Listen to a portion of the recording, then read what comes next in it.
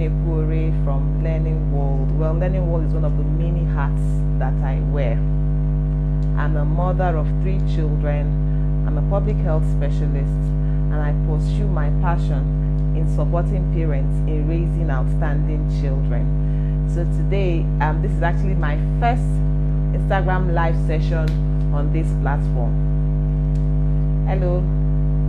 So today we're going to be looking at something that attacks the power of association in raising outstanding children. The power of association in raising outstanding children. Raising outstanding children is one thing I've been very passionate about for a long time, but I had never really launched out to do anything about it. But this year I made a decision to take this message out and work with parents, support them to help them in their journey towards raising outstanding children.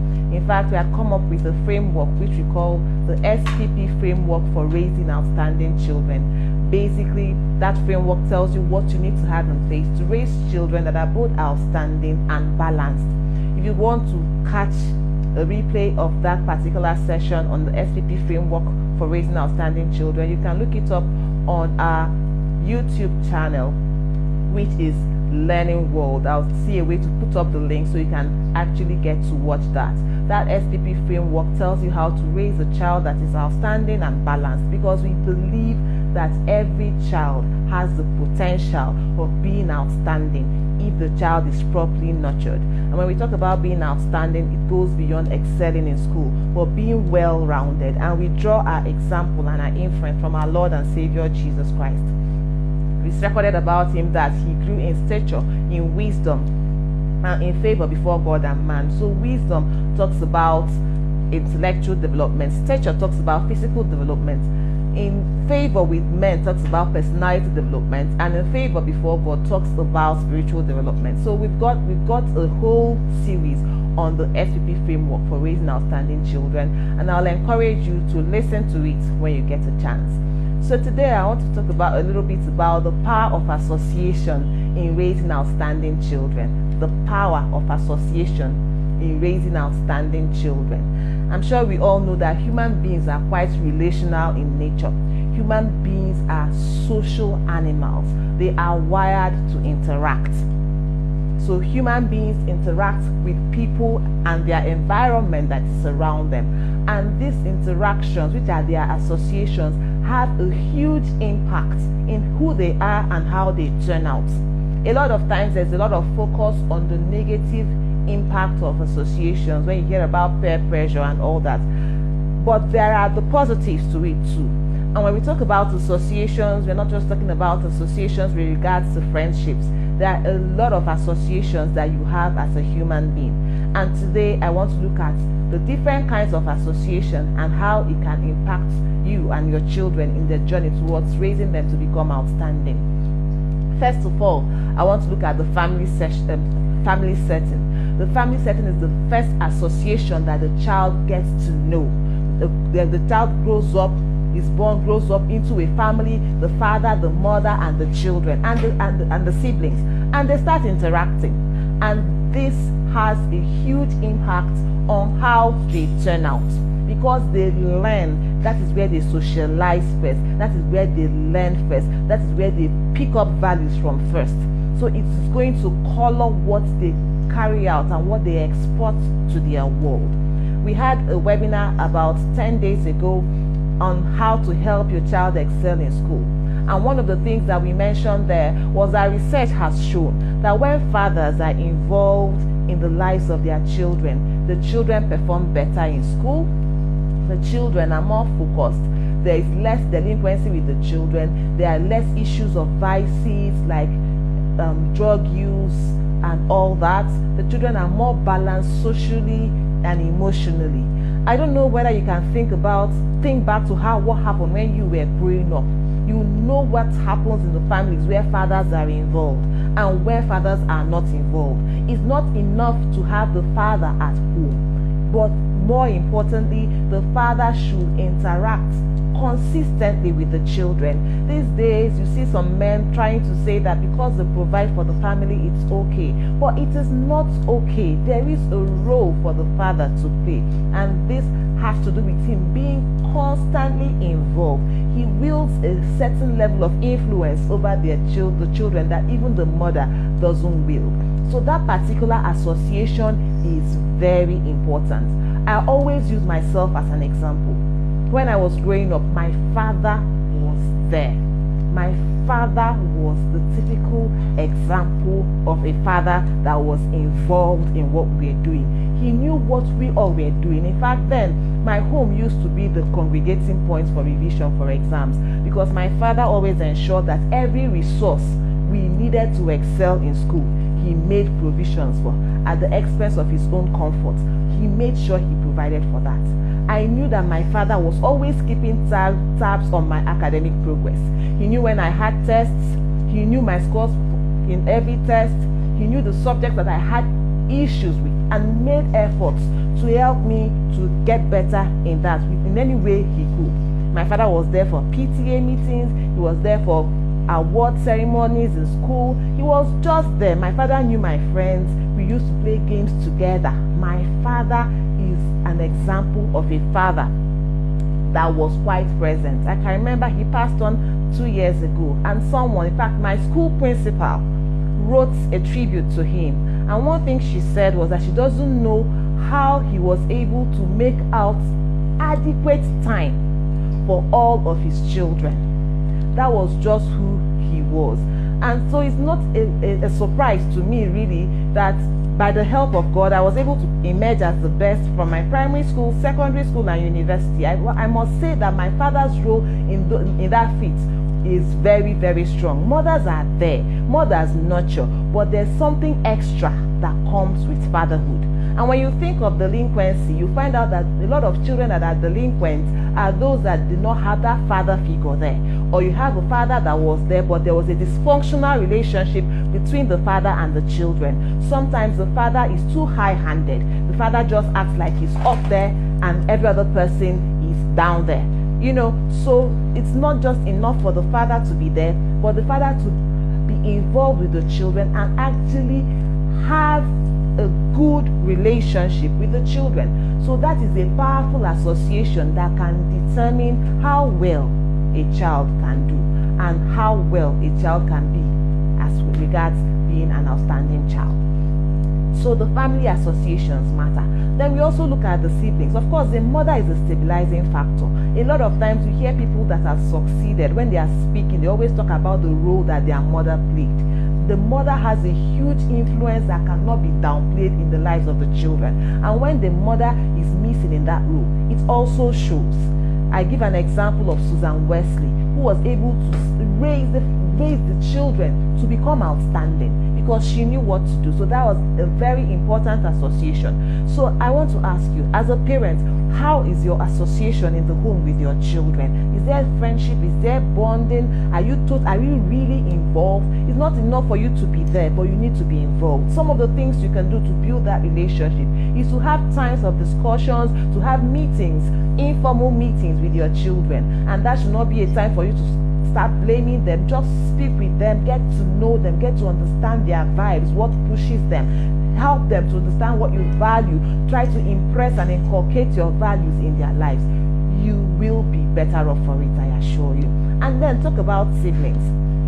I always say that parents should pay a lot of attention in how the first child in the family turns out. And some people might say, why is that so? Sometimes it's as if the first child is put under a lot of pressure. But it just has to be, because the first child is like a role model for the younger ones. That's just the truth. I've had situations in my own home when I'll ask a younger child to do something, and the child will use the older sibling as an example of why he or she should or should not do that thing. And I can remember myself when I was growing up, I looked up a lot at my eldest sibling, my older sister. I always looked out for the things that she did.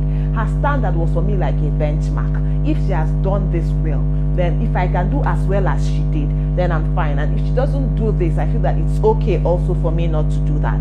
So when we talk about associations, we start from the family setting. It's a powerful platform that we should nurture because it will inform what the child will export to the community tomorrow. Let me give you an example. You know, they say this thing about show me your friend and I'll tell you who you are. How do your children choose their friends? Do you know that your association at home determines what your child will want to look out for in a friend tomorrow? If there are no values, if there are no standards, your child can just go out and make friends with anybody that can actually help him or mar his journey into being a better person. So the family forms a foundation that helps the child to have better associations that can lead to them becoming outstanding tomorrow. Friends are very important. If you have friends that are unserious, chances are that you too will become unserious. I give an example with one of my children. This child of mine became friends with someone in school, and all of a sudden his grades started becoming better. I was so touched when I saw the friend sending him a mail that please make sure you do your assignments and turn them in on time. I don't want you to lose marks. That is the friend to have. But imagine the kind of friends that do not really care about their grades, that do not really care about their behavior, friends that just do anything they want. Those friends will pressure your child to follow them, to do that which is not right for them. But when your friends encourage you to be better, you will aspire to be better. There are so many examples, and if you think about it, I'm sure you will be able to talk of one or two people that you know that were influenced in one way or the other by their friends. So what do we do with regards to that level of association, friendship for our children? I want to encourage you to do something. Begin now to explain to them who a friend is. Don't assume that they know. Make them, first of all, to understand why they should be good friends to others, and then help them to know how to choose good friends. And then as a parent, know their friends. Know their friends. Don't push their friends away. Let their friends come around so you'll understand who the friends are. When you're, for example, notice that your child is friendly with people that are not supposed to be their friends, you know how to correct them. So it's very important that you allow them, bring their child close, so you'll be able to advise them. So that's another important thing. Then another key association, another important association, the school that your children go to. The school that your children go to is an association that will really help them to do well or not in life. I want to give an example. When I was in secondary school, I had a particular friend, I think she's even online here, and this friend of mine is an extremely smart girl, but in a particular, when we were in JS3 or so, because of her subject selection, she was in a particular class that had a group of unserious people, and in that class, she was always topping the class. But because she was in the midst of people that are generally unserious, she didn't realize that her performance wasn't too good when compared to the entire streams in that particular set, in our set. So she was doing well and she thought she was doing okay, but ultimately when she was assessed with the whole set, she found out that she had really fallen back in her performance. That was because of the class that she was in. So that is an association to consider. That is at the class level. When we were in senior secondary school, we were in the science class and we were there FICOs, we always wanted to do well. It wasn't enough to have an A. We wanted to have averages like 98, 99, so we were always aspiring to do better. We were motivating one another, and we still had schoolmates in the same set but in different classes that were very comfortable with 80s and 85s, and they didn't understand what the fuss was about getting very high grades. You see what association can do? So yes, association, the class your child is in affects your child. Likewise, the school. When a school promotes excellence, when a school drives the children to bring out the very best in them, you see the children soaring. I was having a discussion someday with someone that is an SAT instructor. She was talking about this particular school where she was invited to provide some SAT direction for their children. And the children that are excited when they get like 1,300, 1,350 out of 1,600 in their SATs. And she just couldn't understand it because she has a child in another school where they were striving to get perfect scores. That is 1,600 over 1,600 in the same SAT. So imagine a child compare the two scenarios. A child that is in that school that feels that the 1,350 over 1,600 was the good score, and the other school where there's the pressure, as it were, positive pressure to do better. So as a parent, what do you do? I want to encourage you, look at the culture and the setting and the values in whatever school that you are taking your children to, because it can bring out the best in them, or it can just douse their desire to compete or do better. When a school just takes things casually, the students will take things casually, and they might be doing well in that school, but when they come to the real world, they will find out that they have been at the back end, but they didn't know it, and the school might be celebrating the mediocrity. So today, please think about it. What are the associations that are around your children? The average of the 5 people around your children will contribute a lot to how well your child is going to do and who your child will become tomorrow. Try to create an environment where your child is motivated to be better, to do better. Have the right expectations. I'm not saying that you should have unnecessarily high expectations that are not achievable, because that can be demotivating. But on the other hand, ensure that you don't live a life where there is no expectation. Your child doesn't care, knows that you don't really care about how they perform, you don't really care about the friends they keep, you don't really care about the school, or you use the wrong metrics to determine what school they will go to and things like that. So please, we are going to be rounding up now, but this is the word for you today. What are the associations that your children are keeping at home, in school, amongst their friends, where they worship, what they engage in their free time? Another association, the last one I'm going to talk about today, is the media.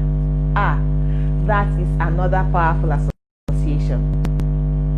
What do your children listen to? What do they watch? It so influences them.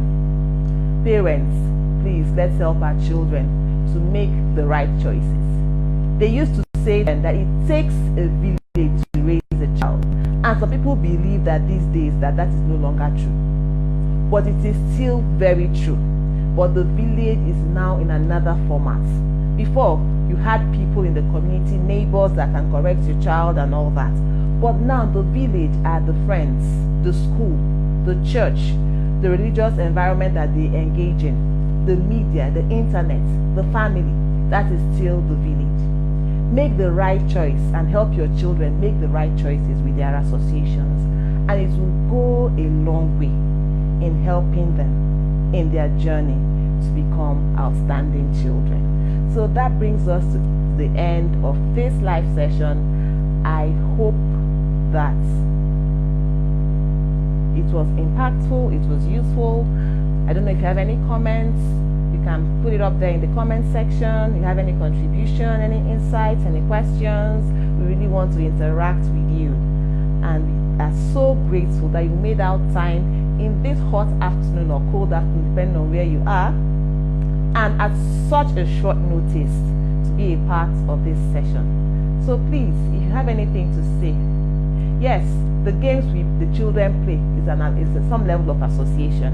I don't know about you, but then when I used to play games a lot, I'll play the games so much that by the time I go to bed, I'll start seeing those games in my subconscious mind. The Bible says something, guard your heart with all diligence, because from therein flows the issues of life.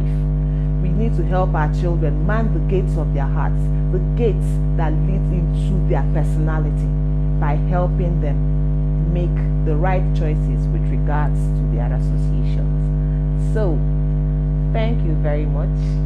It was nice having you. I will try to make this live session as consistent and as often as possible. And I want to encourage someone, maybe there is something you want to do and you've been dilly-dallying and you don't want to do it. You have this passion burning, but you don't want to step out.